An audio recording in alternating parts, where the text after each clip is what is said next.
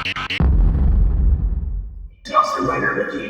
YouTube, Dawson Ryder here. Welcome to my review of the Phantom Ranger figure from Power Rangers Turbo in the Lightning Collection, part of Wave 10, which I am reviewing separately, as I've mentioned in previous reviews. In case you haven't watched them, I'm reviewing them separately this time just because if I wait to get all of them together with the way they're shipping to me, it'll just take forever to get the review out. But let's go ahead and highlight this guy. Let's get the basics out of the way first. As far as accessories go, you have two different sets of hands. The ones which I have put on him, which are just two closed fists for fighting. Then you have your two holding weapons hands right here. And what weapon is he going to have to hold? Well, he includes a version of what I believe is the Turbo Navigator, which actually looks really good. Like, it's really basic. It's just got like silver and black and a little bit of gold. But the details on it look really good. And the silver paint shines nice, so does the gold paint. And the reason it has this, I guess, is because he uses it in one of the fighting games. I honestly don't know / don't remember if it's the mobile version or the console version because I kind of lost interest in both. But that was an accessory they included because of that, because I don't think he ever used it in the show. But that's a nice attention to detail in terms of, like, if you played the game, it's kind of a nice attention to detail. But also it allows you to include something with him since he normally wouldn't include that much. Because otherwise this would be a figure you're reviewing and say, like, well, he doesn't include that much, but also Phantom Ranger didn't have that much to include. Also has two lightning effects. One of these is the one you wrap around his chest to do like an Iron Man blast effect, or it could be like him being hit effect, and then you have this little blaster effect here for the actual blaster itself. As far as other basics, you have your standard articulation, nice ball joint on the leg, double knee joint here, hinge joint at the foot. You have a hinge joint on the waist and then a ball joint on the chest. You have a nice ball joint here on the arm, swiveling on the arm as well, double knee joint, swiveling at the fist, and then a nice ball joint on the head. The only articulation notes I have in regards to quality is he does feel a little bit loose, particularly around this leg and the knee. Not loose like he's going to be super floppy right away or anything like that, but loose like you could feel that this would become floppy after owning him for a short time in comparison to other figures. And the head doesn't have a lot of real estate for articulation, like he's got a really small neck. That's kind of more of a proportion thing. I looked up some pictures too, and in the show, he does have the helmet a little bit close to his body. He doesn't have as long a neck as some other Rangers, but I kind of wish mold-wise he had just a little bit more of a neck. I think it would improve it. It's not a deal breaker. It's not something that I'm going to be like, oh, Hasbro doesn't care, don't buy this figure. But it's definitely something that can improve it a little bit because it would look a little bit more natural to have just a smidge more of a neck, and it would give you a little bit more movement there. So I just wanted to note that. And again, with the loose problems, that can be kind of hit or miss. Sometimes you'll get a loose figure, I'll get one and it's not loose, and vice versa. So I just wanted to note that my figure has that though.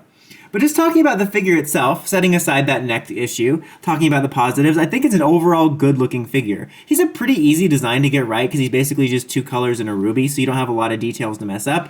Fortunately, I don't have really any noticeable QC issues that I saw. You know, the last batch I got, I had some QC issues that I couldn't check because I got them in the mail, but I didn't really have any on this guy, which was really nice, and I think he overall looks good. Setting aside the neck issue, I think the proportions look good for his armor, his general body type, for the helmet itself. I think the paint looks good. It shines nicely. It's just overall probably our most accurate Phantom Ranger figure, and I'm really just pleased with it like 99%. Now, what's that 1%?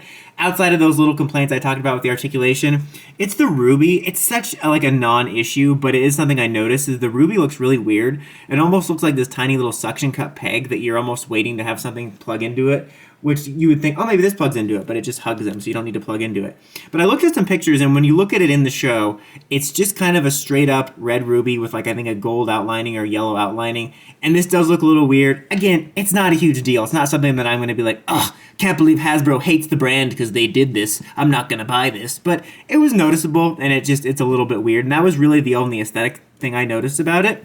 Now let's talk about comparisons to past versions. Now I only have one other past version, which is this guy. This is the original 5-inch figure release, and yes, he is missing this little flap here. It did not come like that. There is only one other version that I know of outside of the Ranger key, and that is one of those 8-inch figures. I wasn't even 100% sure if we did that one. I could not remember for the life of me, so I looked it up, and those are kind of in that style that started with Mighty Morphin, and that one's actually not bad. I would say that's the only other one comparable look-wise to this one. It's very different. It's going to have a little bit of boxy proportions because it has those hands that are like little squares, because you remember those style of figures. But actually, just looking at it, I actually kind of want one just for like the nostalgia purposes. But that would be the most comparable one detail-wise. Like in terms of getting a figure that looks accurately like the Phantom Ranger, that one's the second closest one, and it's actually not bad. However, it isn't an 8-inch scale, so consider that. Like if you just want a Phantom Ranger figure, doesn't matter the scale by himself, maybe you're going to consider that one. But if you want one to fit in with your other ones of this scale, this is obviously the one you're going to go for. There's not really much of a comparison here as usual with the 5-inch scale ones. However, this one isn't bad, I want to say, for these these types of figures during this time, this one is not bad. The head's a little bit squished, but considering all the other ones look like muscle thumbs from Spy Kids, because he's an armored one, he actually doesn't look bad, and he does this. But I think it looks far better with the missing half. It gives him more character from being in Dawson's collection. I'm just kidding. But obviously, right here, if you're trying to find a Phantom Ranger figure, this is a superior pick. And overall, that's kind of my consensus on this figure. Like, it's not perfect. I have some little nitpicks, but that's exactly what they are, is nitpicks. This is still overall a really solid figure. Probably my favorite figure of this wave and one of my favorite figures recently, just because the Phantom Ranger is such a cool aspect of PR. And I really like VRV Master. And he actually did have a significant role in Carranger, but we kind of made a little bit more of a big deal about him here because he was like, oh, it's a 6th Ranger of ours, that we kind of more made a 6th Ranger and the mystery of his identity and stuff like that. And so we kind of made more of a big deal about him, and we never really got a lot of attention on him figure-wise. So it's really nice to get this and to have the best version, even if it's not perfect, of the Phantom Ranger in figure form. So if you're a fan of Phantom Ranger or VRV Master, I definitely recommend picking this up for your collection. And I'm actually really hoping they do the white gold repaint version of Morphonaut from the comics, because I would buy that in a heartbeat. That's about it for this one though, guys. Until next time, don't forget, like, comment, subscribe, and climb the steps and ring that bell so you can get notifications for my videos. Dawson Rider, signing out.